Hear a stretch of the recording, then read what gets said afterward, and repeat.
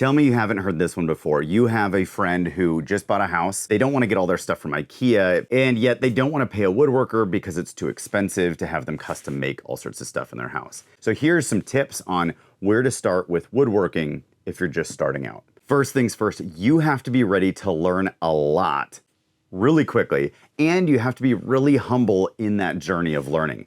There is a huge steep climb of things you can learn in woodworking, and you're not going to learn it all right away. It's going to take you time to master those different skills, let alone just kind of get functional at those different skills. You're going to watch videos on YouTube where people crank out these incredible pieces in what seems like 10 minutes, and it really took them a lot longer and many years of getting better. Your journey starts with just getting after it. Don't worry about being a master at all the skills.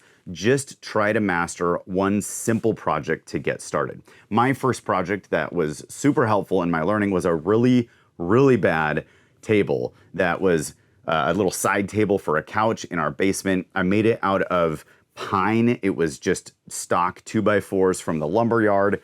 I cut it up. I made some nice little mortises. I put some legs in. I used some glue, and then I slapped polyurethane all over that thing. It was like melted honey. And it was terrible. And that leads me to my next point. Be ready to toss out your early projects. You will have an emotional connection to those. Once you build your first cutting board, maybe an end grain cutting board, you're gonna be like, yes.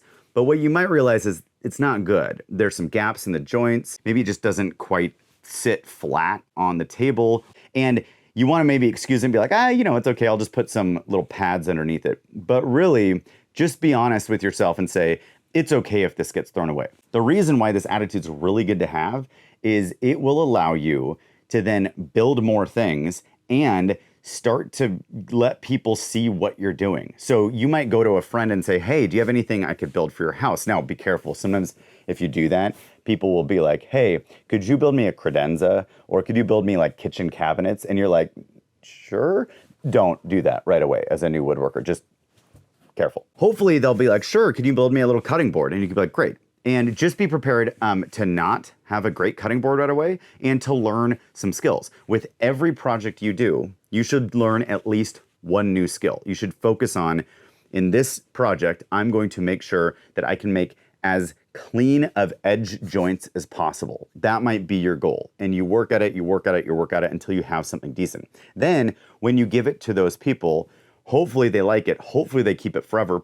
But don't be offended if they're like, tossing that out later. Once you give it away, it's gone. That's the end of that project. And then use those skills toward your next project.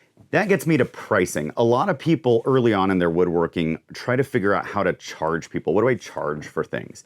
Now, experienced woodworkers should charge a really fair rate.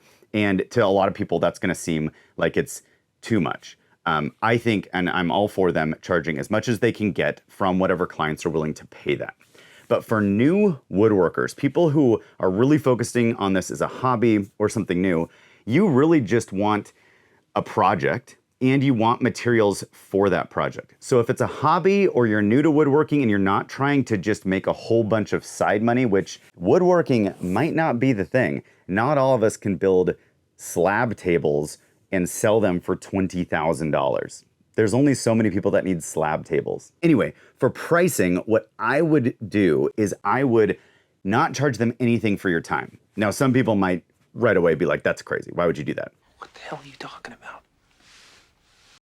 Again, if it's a hobby, if it's something that you're doing just to kind of gain skills, maybe build something for your house, and especially in your first several projects, don't charge them for your time. Just ask them to cover materials. That will give you the ability to purchase materials, and that way you'll have something that you can use, and then you can build the thing and give it to them.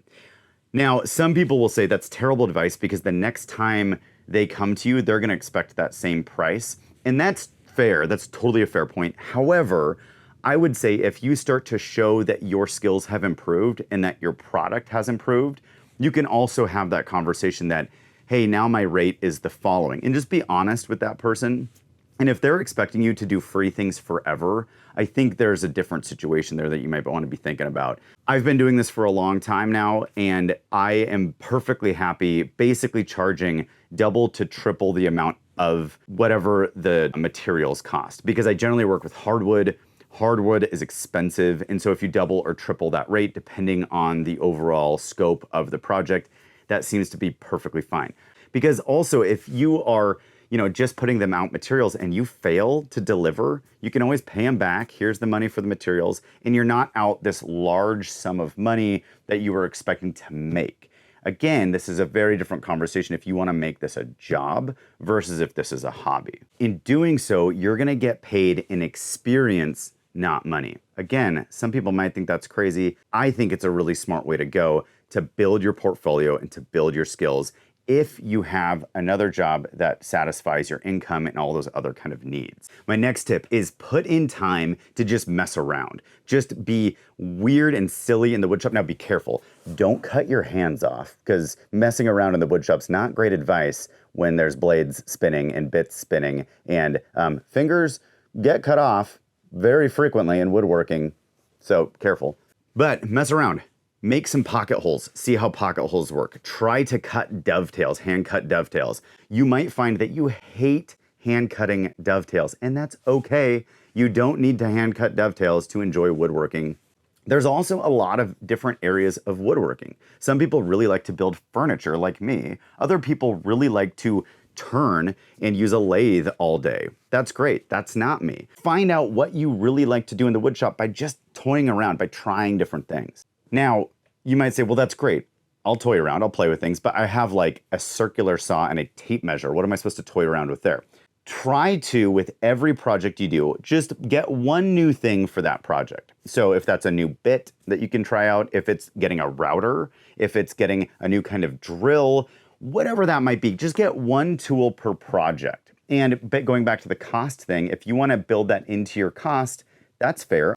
Unless it's like a saw stop saw, then you really probably shouldn't build that into your cutting board price. That could probably turn off some people. And my last tip for new woodworkers is, this is going to be controversial. The tools don't really matter. What matters is how you use the tools. There are so many videos of people on YouTube who are using the nicest tools. And I have great tools. I really like what I've developed over 10 years. But again, that took 10 years. When I started off, I was using Ryobi and Black & Decker tools every day. And that's what I was really getting used to. I'm on my third or fourth planer now. Some people say buy once, cry once. I think that's terrible advice. Most people can't afford to buy once some tool that's $3,200. And then what if they don't actually like working with that tool, or they're like, this isn't really a part of my workflow? Then you just wasted $3,200.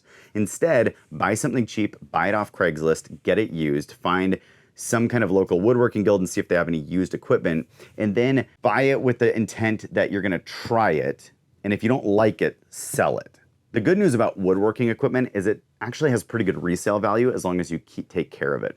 Also, there's no shame in using Ryobi, in Black & Decker, and Craftsman. These kind of tool brands that I think get a little bit brushed aside in the woodworking world, but are actually pretty good if you're just getting started out. So don't feel ashamed if you have cheaper tools and you're not rocking all of the woodpecker stuff, or you're not rocking the saw stop, or whatever other tool is many thousands of dollars and you feel like you're inadequate to that.